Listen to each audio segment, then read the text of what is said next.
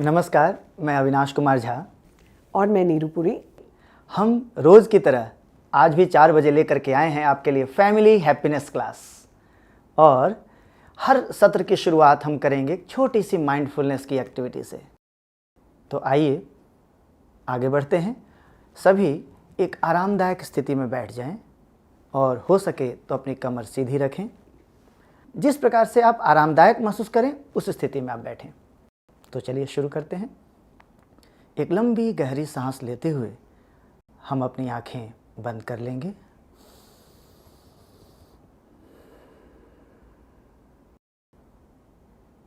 यदि आपको अपनी आंखें बंद करने में असहज महसूस हो रहा हो तो आप अपनी आंखें खुली रखते हुए नीचे की ओर भी देख सकते हैं।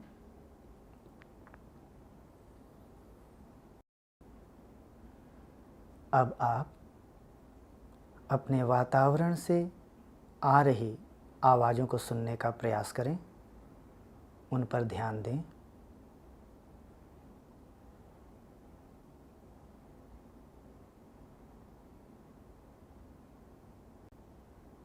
ध्यान दें कौन सी आवाज़ें आ रही हैं, किस ओर से आ रही हैं। आवाज़ें धीमी हैं या तेज हैं,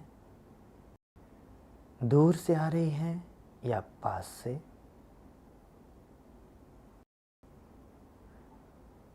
लगातार या रुक रुक कर।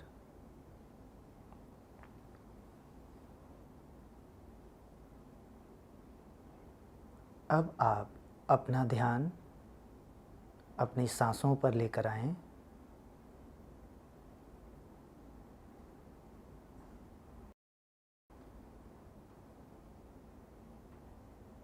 सांस का आना, सांस का जाना महसूस करें। सामान्य रूप से सांस लेते रहें।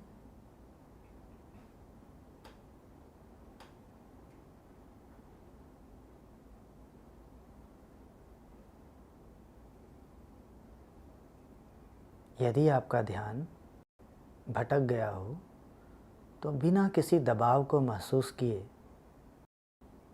उसे वापस अपनी सांसों पर लेकर आएं।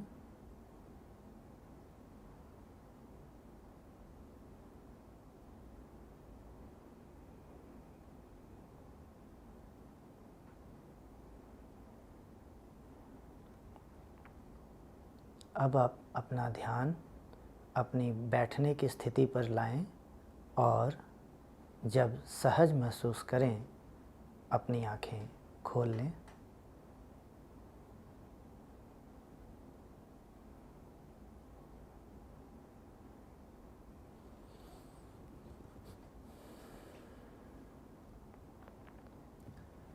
तो नीरू जी, हमने माइंडफुलनेस तो कर ली है ना, और अब हमें इंतज़ार है आज की एक्टिविटी का जी। तो उसे कराया जाए।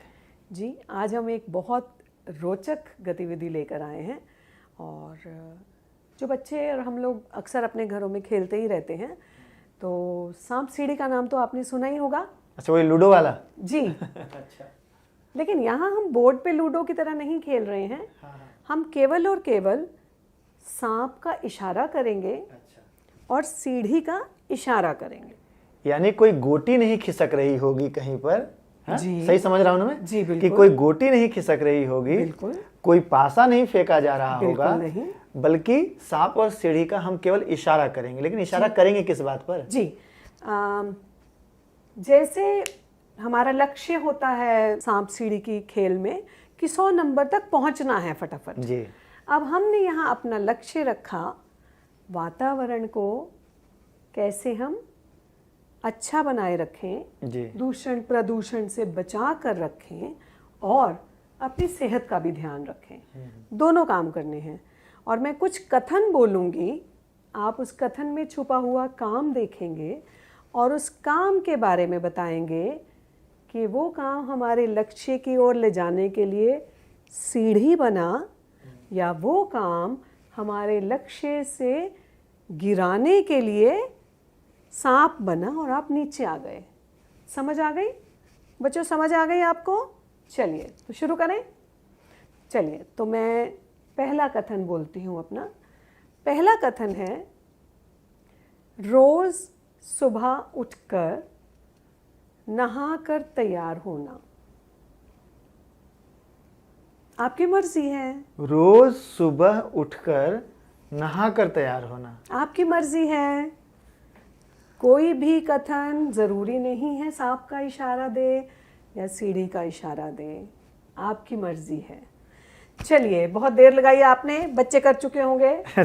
चलिए दूसरे प्रश्न, दूसरे कथन पे आते हैं हम। पौधों की देखभाल करना।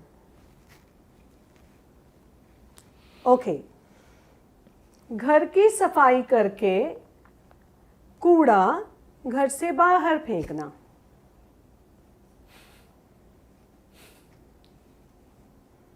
आप बहुत देर लगाते हैं, बच्चे कर चुके होंगे, बच्चे बहुत तेज हैं हमारे। चलिए, घर का कूड़ा जी बाहर फेंकना। जी, घर का कूड़ा बाहर फेंकना।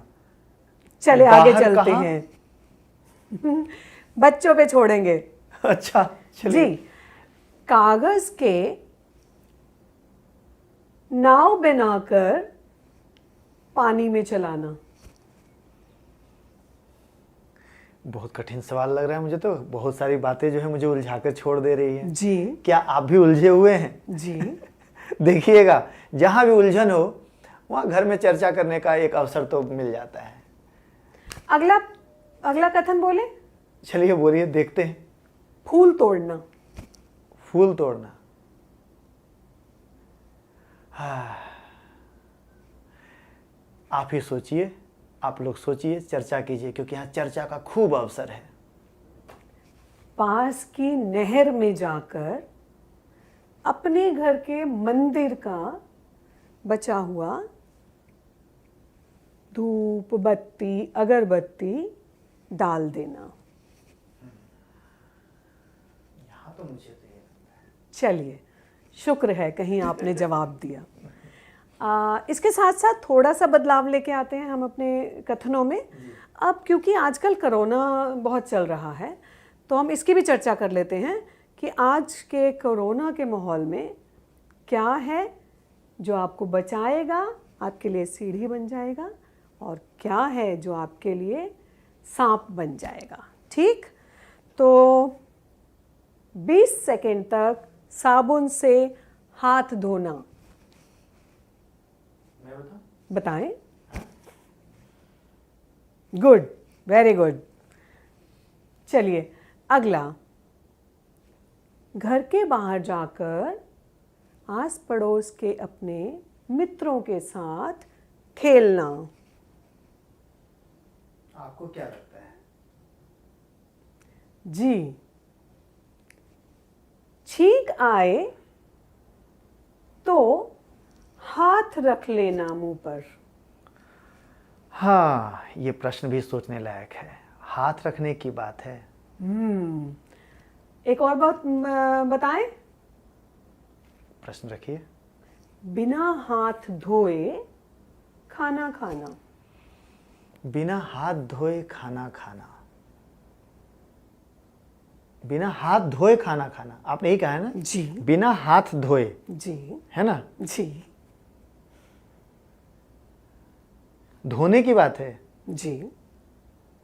बहुत सोच में पड़ गया विनाश जी।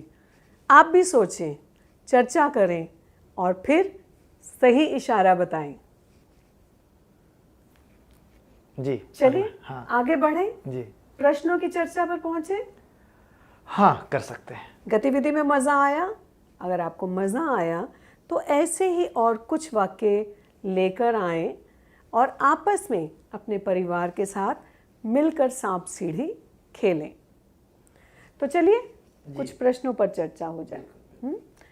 तो पहला प्रश्न है, जिन बातों पर आपने सीढ़ी का इशारा किया तो ऐसा इशारा आपने क्यों किया? ये बड़ी अच्छी बात आपने रखी, क्योंकि सामान्यतः हाँ या ना बोलना बड़ा आसान होता है जी, पर असल में बात तो समझ में तब आती है जब हम ये पकड़ने की कोशिश करते हैं कि ऐसा मैंने क्यों कहा, मतलब हाँ या ना क्यों कहा। तो कोशिश कीजिएगा कि चाहे आपने सांप की आकृति बनाई हो, चाहे सीढ़ी का इशारा किया हो, पर जो बात आपने रखी है ना, ये हाँ ना का तरीका ही तो था। बिल्कुल, दोनों तो प्रश्न ले लिए अविनाश जी ने, दूसरा अपने आप ही बोल दिया कि सांप का इशारा किया हाँ, तो क्यों किया, हाँ, सीढ़ी का इशारा किया तो क्यों किया। तो दोनों चीजों पे आप बात करेंगे, चर्चा करें। बिल्कुल बिल्कुल। आगे बढ़े। जी जी जी। तो एक टास्क है अच्छा, सबके लिए। वो टास्क ये है कि अब आप अपने लिए कोई लक्ष्य निर्धारित करो।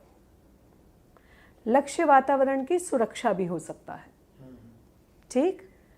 अब देखो उस लक्ष्य तक पूरा पहुंचने के लिए आपको अपने लेवल पर क्या क्या प्रयास करने पड़ेंगे। तो वो लक्ष्य कोई अपनी जिंदगी का कोई व्यक्तिगत मामला भी तो हो सकता है। बिल्कुल हो सकता है। हाँ? बिल्कुल हो तो सकता अपनी जिंदगी के व्यक्तिगत मामले की बात हो या सामाजिक मामले की बात हो, एक लक्ष्य निर्धारित करें, है ना, ये आपका कहना है। जी जी। और लक्ष्य निर्धारित करने के बाद फिर क्या करें? लक्ष्य निर्धारित कर दिया, उसके बाद ये जांचेंगे कि उसके लिए क्या क्या प्रयास आपको करना है। मतलब लक्ष्य निर्धारित किया, जी। फिर हमने उसके बाद यदि मैं एक शीट के हिसाब से देखूं, एक कागज पे लिखने के हिसाब से देखूं, तो मैं पहले लक्ष्य लिख लूं, है ना। बिल्कुल। उसके बाद फिर मैं ये देखूं कि मुझे क्या क्या करना पड़ेगा, क्या क्या करना पड़ेगा, वो लिखूं।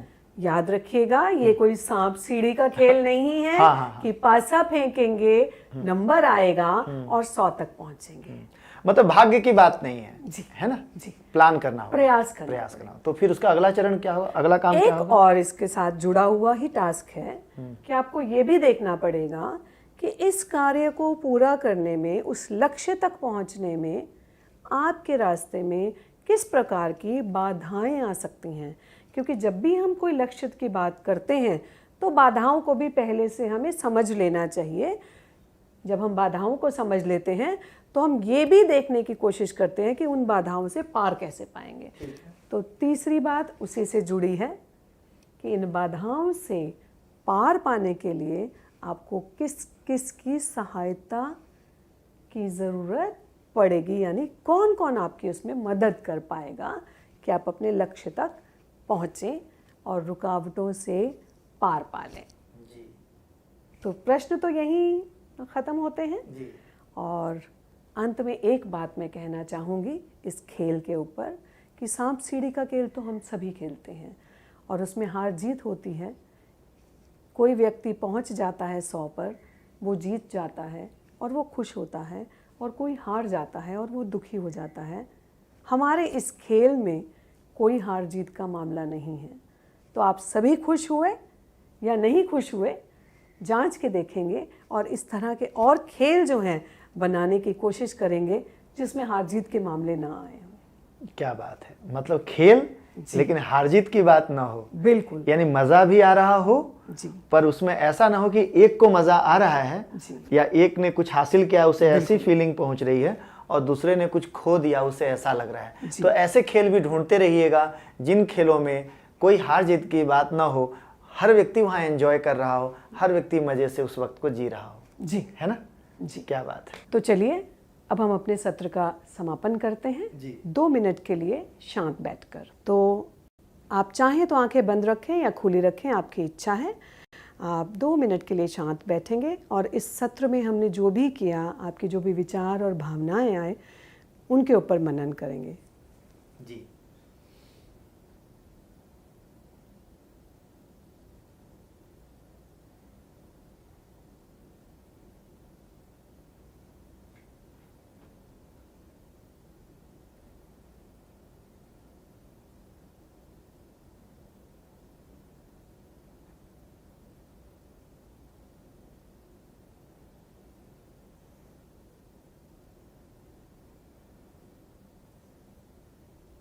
जाने से पहले आपको याद दिला दें कि जो भी आपके अनुभव हैं यदि आप हमसे साझा करना चाहते हैं तो हैप्पीनेस दिल्ली के फेसबुक और ट्विटर अकाउंट पर जा करके हमें बता सकते हैं। साथ ही यदि कुछ और जानने की इच्छा हो दिल्ली के हैप्पीनेस क्लास के बारे में तो उसके लिए आप हमारा एक ब्लॉग है जिस पर आप पहुंच सकते हैं happinessdelhi.blogspot.com। यहाँ पहुँचें, आपको बहुत सारी सामग्री मिलेगी, पढ़ें और आगे बढ़ें। नमस्कार, फिर मुलाकात होगी।